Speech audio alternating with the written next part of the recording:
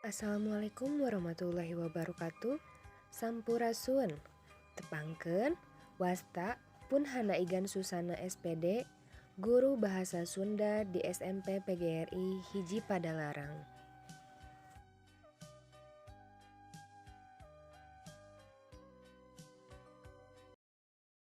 Dina dinten ieu urang sadaya baris diajar ngeunaan paguneman kanggo kelas 7.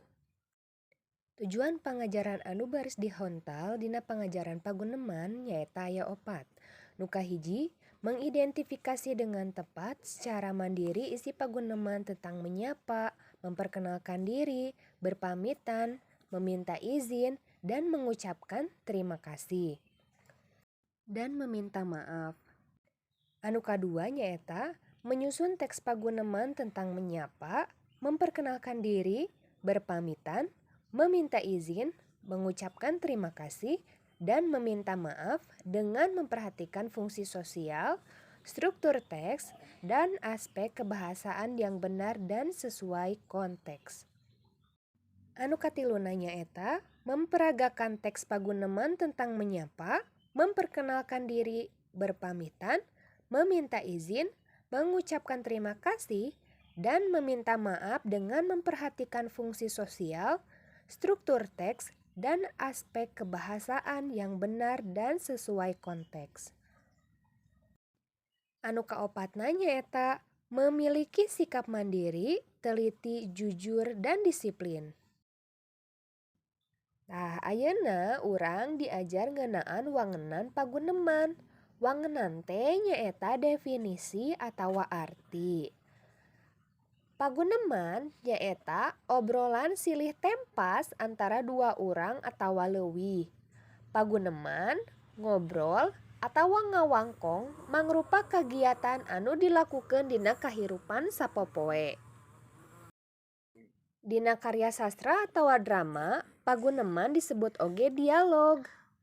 Paguneman bisa dilakukeun jeung saha bae, di mana bae, iraha wae, sareng jejerna oge bisa naon wae. Aya sababaraha hal anu kudu diperhatikeun dina lumangsungna paguneman, nyaeta anu kahiji, ngaregepkeun nukeun nyarita kudu daria. Anu kadua, henteu motong kalima atawa ngaganggu omongan batur iwal dina kaayaan anu perlu pisan. Anu katiluna, nyarita kudu daria, sorana bentes, tetela, tur wajar. Anu kaopatna, nyarita kudu antare, teu gancang teuing sarta henteu ngayayay. Anu kalimana nyaeta naon anu dicaritakeun teu mengpar tina jejer atawa tema. Anu kagenep nyarita ngagunakeun lentong anu merenah. Anu katujuhna nyaeta nyarita dibarung ku rengkuh sarta paroman anu marahmay. Jadi upama keur nyarita teh ulah semu ambek atawa katingali ekspresina teu raoseun. Ayeuna urang baris diajar ngeunaan basa anu digunakeun dina paguneman. Basa anu digunakeun dina paguneman gumantung kana suasana jeung batur nyaritana. Upama ngobrol jeung babaturan atawa jalma anu geus loma, dina suasana teu resmi bisa ngagunakeun basa loma. Sedengkeun lamun nyarita jeung jalma anyar atawa jalma anu dipihormat, saluhureun, atawa suasana resmi, biasana make ragam basa hormat atawa lemes. Dina nyarita, urang kudu make tatakrama basa atawa undak usuk basa.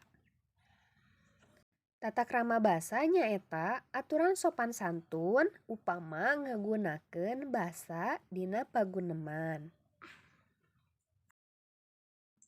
Mung sakitu anu kapihatur, hapunten bilih aya kalepatan, hatur nuhun. Wassalamualaikum warahmatullahi wabarakatuh.